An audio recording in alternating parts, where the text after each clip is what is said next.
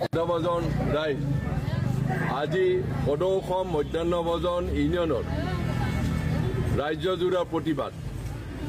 এই ৰাজ্যজোৰাৰ প্ৰতিবাদত নেতৃত্ব লৈছো আমি চিআইটো centre of Indian trade union. আপোনালোকে জানে মধ্যাহ্ন ভোজন অতি গৰীব ঘৰৰ কিছুমান মহিলা আৰু পুৰুষে কৰ্মৰত। আমি বছৰৰ পিছত বছৰ ধৰি হিমন্ত বিশ্ব শৰ্মাক কৈছো যে আপোনালোকে ন্যূনতম মাহিলী 10,000 দৰমহা দিয়াৰ ব্যৱস্থা কৰক,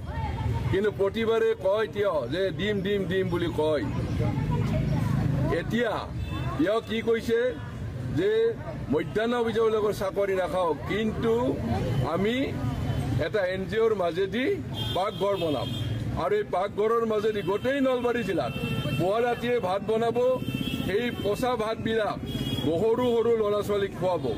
আৰু কিবা যদি হয় তেতিয়া ৰান্ধনীটো ভাত দিয়াৰ ৰুমত তেওঁৰ দোকানক কৰিব অঞ্চলৰ মানুহে। আমি আপত্তি কৰিছো যে মধ্যাহ্ন ভোজনবিলাকে ভাত বনাব, তেওঁলোকক আপুনি 10,000 টকা দিয়ক, কিন্তু তেওঁ সেই অপৰাধ কৈ কি কৰিছে? কাৰণ এইখন চৰকাৰ আমি জানো তেওঁলোকে দিনত এটা কথা কয়, কৃষক শ্ৰমিকৰ কথা কয়, আৰু ৰাতি তেওঁলোকে ক'ত টকা পাই আত্মসাৎ কৰিব পাৰে তাৰ লগত দৰ দাম কৰি বস্তুবিলাক গতাই দিব পাৰে। এটা NGOৰ হাতত এই ৰান্ধনী ঘৰবিলাক দিয়াৰ কাৰণে তেওঁ ষড়যন্ত্ৰত লিপ্ত হৈছে হিমন্ত বিশ্ব শৰ্মা চৰকাৰে। এই সাধাৰণ গৰীব ঘৰৰ তেওঁ অসমৰ কথা কয়, মহিলাৰ কথা কয়, গৰীব ঘৰৰ পৰিয়ালটো চলিব নোৱাৰে, 1,000 টকা মাত্ৰ দিয়ে। সেইখিনি টকাও নাইকিয়া কৰিব বিচাৰিছে হিমন্ত বিশ্ব শৰ্মা চৰকাৰে। এইকাৰণে আমি দাবী কৰিছো যে তোমাৰ যিটো পাকঘৰ বনাইছা নলবাৰী জিলাত, এই পাকঘৰ উঠাই দিয়া, নহলে আমি অন্য ঠাই পাকঘৰ ঘেৰাও কৰি তাত বন্ধ কৰি থম সপ্তাহৰ পিছত সপ্তাহ, নহলে আমি কিন্তু মৰিবলৈ সাজু আছো অসমৰ স্বাৰ্থত, অসমীয়া ৰাইজৰ স্বাৰ্থত। তুমি কেইজনমান পুঁজিপতি দালালি কৰি থাকিলে নহব তুমি। গতিকে আজিৰ এই আমাৰ কাৰ্যসূচী আমি এখন স্মাৰক পত্ৰ দিম। এই স্মাৰক পত্ৰ আমাৰ মুখ্যমন্ত্ৰীলৈকে যাব আৰু অকল নলবাৰী জিলাতে নহয় প্ৰতিখন জিলাতে আমি এই স্মাৰক পত্ৰ দিম আৰু ৰাইজকো আমি সহযোগিতা বিচাৰিছো যে এই বিজেপি চৰকাৰ ৰাইজৰ চৰকাৰ নহয়, এইখন হৈছে জাতিদ্ৰোহী চৰকাৰ, এইখন হৈছে অসমৰ বিৰোধী চৰকাৰ। গতিকে এই চৰকাৰক যিমান সংকল পাৰে অফিচ কাছাৰী ৰিক্সাৱালা ঠেলাৱালা মধ্যাহ্ন ভোজন কৰ্মচাৰীয়ে এই চৰকাৰৰ বিৰুদ্ধে ঐক্যবদ্ধ সংগ্ৰাম কৰিব লাগিব, নহলে অসম চাৰখাৰ কৰি দিব হিমন্ত বিশ্ব শৰ্মা চৰকাৰে। গতিকে এইখিনি হৈছে আজি মুখ্য দাবী। পঞ্জীয়ন নম্বৰ 2342/10 নলবাৰী জিলা প্ৰতি মাননীয় মুখ্যমন্ত্ৰী অসম মাননীয় জিলা উপায়ুক্ত নলবাৰী জিলাৰ জৰিয়তে তাৰিখ 17 জুন 2025 বিষয় স্মাৰক পত্ৰ মহোদয়, অসম চৰকাৰ মধ্যাহ্ন ভোজন আঁচনিখন ৰাজ্যখনৰ সকলো জিলাতে পৰ্যায়ক্ৰমে ৰূপান্তৰিত কৰিবলৈ অক্ষয়পাত্ৰ ফাউণ্ডেশ্যনক দায়িত্ব দিব বিচাৰিছে। সদৌ অসম মধ্যাহ্ন ভোজন কৰ্মচাৰী ইউনিয়নে চৰকাৰে এই সিদ্ধান্ত তীব্ৰ বিৰোধিতা কৰে। চৰকাৰৰ এই হঠকাৰী সিদ্ধান্ত যিদৰে প্ৰাথমিক বিদ্যালয় শিক্ষা শিশুসকলক পুষ্টিকৰ খাদ্যৰ পৰা বঞ্চিত কৰিব, সেইদৰে আঁচনিখন ৰূপায়ণ 2005 চনৰ পৰা গুৰুত্বপূৰ্ণ ভূমিকা পালন কৰি অহা ৰন্ধন কৰ্মীসকলৰ মান্য পৰিমাণৰ মাননি কামটোৰ ভৱিষ্যত অনিশ্চিত হৈ পৰিব। কেন্দ্ৰীয় চৰকাৰৰ মধ্যাহ্ন ভোজন আঁচনিখন ৰূপায়ণৰ ক্ষেত্ৰত কোৱা হৈছে যে বিদ্যালয় পৰিসৰতেই সতেজ ৰন্ধা খাদ্য শিক্ষাৰ্থী শিশুসকলক যোগান ধৰিব লাগে। ৰন্ধন কৰ্মীসকলৰ মাকৰ মৰমৰে শিশুসকলৰ এই কামটো 2005 পৰা কৰি আহিছে। চৰকাৰে এই সিদ্ধান্ত শিশুসকলক সতেজ খাদ্যৰ পৰা বঞ্চিত কৰিব, কিয়নো কেন্দ্ৰীয় ৰন্ধনশাল পুৱতি নিশাৰ পৰা প্ৰস্তুত কৰা খাদ্য দুপৰীয়া 12 বজাৰ পৰা পাছতহে বিদ্যালয় পৰিৱেশন কৰা হ'ব। নিশ্চিতভাৱে এতিয়ালৈ খাদ্য পুষ্টি গুণ যথেষ্ট কমিব। তাৰ উপৰি সামান্য পৰিমাণৰ মাননি কাম কৰি অহা ৰন্ধন কৰ্মী কামৰ নিৰাপত্তা নাইকিয়া হ'ব। সেয়ে চৰকাৰে এই হঠাৎ সিদ্ধান্ত প্ৰত্যাহাৰ কৰিবলৈ আৰু এতিয়াও যিবোৰ বিদ্যালয়ত NGOই খাদ্য যোগান ধৰি আছে তাকো বাতিল কৰি আগৰ অৱস্থালৈ আনিবলৈ দাবী জনালো। সদৌ অসম মধ্যাহ্ন ভোজন কৰ্মচাৰী ইউনিয়ন জিলাৰ সৈতে অঞ্জনা চালৈ, উত্তৰা বৰ্মন।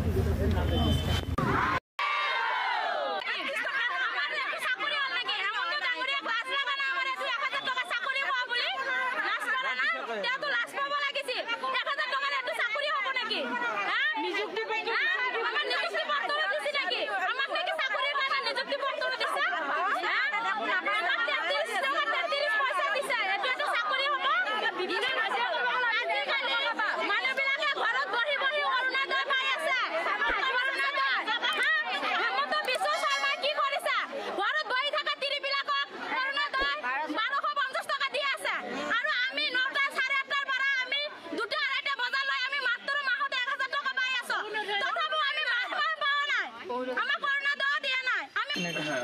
তেওতালৈকে যাব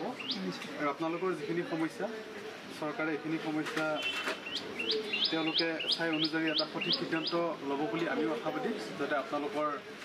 ভৱিষ্যত জীৱনটো ভাল হয় গতিকে মই বহুত বিশেষ নকওঁ বিশেষ অসুবিধাৰ কাৰণে আমাৰ ডিএমচি ছাৰ আজি ইয়াত উপস্থিত নাই ছাৰৰ হৈ মই এখন স্মাৰক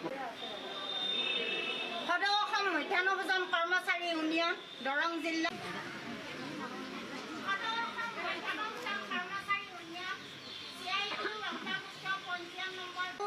যিবোৰ বিদ্যালয়ত এনজিঅ খাদ্য যোগান ধৰি আছে তাকো আজি আমাৰ অসম চৰকাৰে আজি হেমন্ত বিশ্ব শৰ্মায়ে ভাষণ দিছে আজি নিউজত উঠাই দিছে মোবাইলত উঠাই দিছে যদি আজি স্কুলৰ মধ্যাহ্ন ভোজন এৰি ফেলে সেয়াত কোনোবা আমাৰ ৰান্ধনীবিলাকে আন্দোলন কৰিব যায় সেয়াতো চাকৰি খাম হেমন্ত বিশ্ব শৰ্মাই আমাক চাকৰি দিছে আমাক এপইণ্টমেণ্ট দিছে নেকি চাকৰি কৰাৰ আৰু যদি চাকৰি দিছে 1000 টকা মাহিলী চাকৰি হয় নেকি দৰমহা ঘৰত বহি থাকিয়ে তিৰিবিলাকে অৰুণোদয় পাই আছে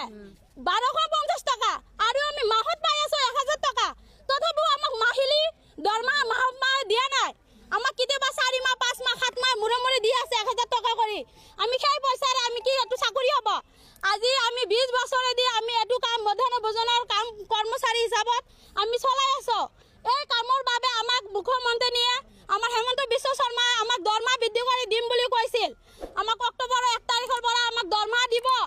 সেইটো ভাবি আমাক আশা দি ফেলে ইলেকশ্যন হৈ যোৱাৰ পিছত এতিয়া মুখ্যমন্ত্ৰীয়ে হেমন্ত বিশ্ব শৰ্মাই এনজিঅ গঠা দি আছে ৰান্ধনী ঘৰ বনাইছে মোবাইল সব বিলাক আজিকালি ঘৰত বহি মোবাইল চালিয়ে গম পায় তেনেহলে আমাক আশা দি ফেলে এনজিঅ কি কাৰণত আমাৰ মধ্যাহ্ন ভোজনৰ কামটো গঠাই দিব আমি এনজিঅ কামটো গঠা দিয়ে আমি নামানো আমি যদি 20 বছৰ দি কষ্ট কৰি আছো আগতে দৰমহা নাছিল তথাপি আমি লৰা ছোৱালীক ভাত চাত বনাই খুৱাইছো আমি নিজে আমাৰ নিজৰ লৰা ছোৱালীক আমি নিজৰ লৰা ছোৱালী হিচাপত আমি ভাল কৰি পৰিষ্কাৰ পৰিচালনা কৰি আমি খুৱাম আমি এনজিঅ খাদ্য বনোৱা দিয়াটো মধ্যাহ্ন ভোজন বনাই দিয়াটো আমি নামানো আমি নিজে কৰিম আমাক 1000 টকা দৰমহা দিছে এও যদি আমাৰ চাকৰি বুলি ভাবিছে আমাৰ চাকৰি খেদা বুলি ভাবিছে আমাক চাকৰি কৰা বুলি আমাক এপইণ্টমেণ্ট দিয়ক আমাক চাকৰি কৰা বিলাক নিযুক্তি দিয়ক আৰু আমাৰ চাকৰি যিটো নেকি মাননীয় আমাৰ যেটো নেকি কৰ্তব্য কৰাৰ কাৰণে আমাক যেটো নেকি পাব লাগে প্ৰাপ্য ধন আমাক সেখানি বুজাই দিয়ক আৰু ইমান বছৰে 20 বছৰ দি আমি 1000 টকা যদি খাদ্য পাৰিছো আমি লাগে আৰু আমি এটো বছৰ খাদ্য পাৰিম আমাৰ দৰমহা বৃদ্ধি কৰি দিয়ক আমাক এনজিঅ আমি খাদ্য বনাব নিদিও আমি এনজিঅ খাদ্য আমি মানি নলও যদি স্কুলত যদি মোৰ স্কুলত যদি বহুত লৰা ছোৱালী আছে সেইখন স্কুলত মোৰো ছোৱালী আছে মোৰো লৰা আছে আমি এনজিঅ কালি বনোৱা খাদ্য আজি আমি নুখুৱাও আমি নিজে বনাই খুৱাও আমি মানুহৰ খাদ্য আমি নচলাও আমি বেলেগৰ খাদ্য বেলেগৰ হেৰিত আমি ভৰসা নকৰো আমি সেই কাৰণে আমাক যিখানি দিছে আমাক সেই দৰমহা বৃদ্ধি কৰি দিয়ক আৰু আমাৰ খাদ্য আমিয়ে বনাই দিম 20 বছৰ দি বনাব পাৰিছো আমি আগলৈ বনাব পাৰিম যদি আমি নুমাৰো আমি জীয়াই থাকো আমি তেতিয়ালৈকে বৃদ্ধ বয়সলৈকে আমি খাদ্য নিজে বনাম আমি এনজিঅ কেতিয়াও নেদাও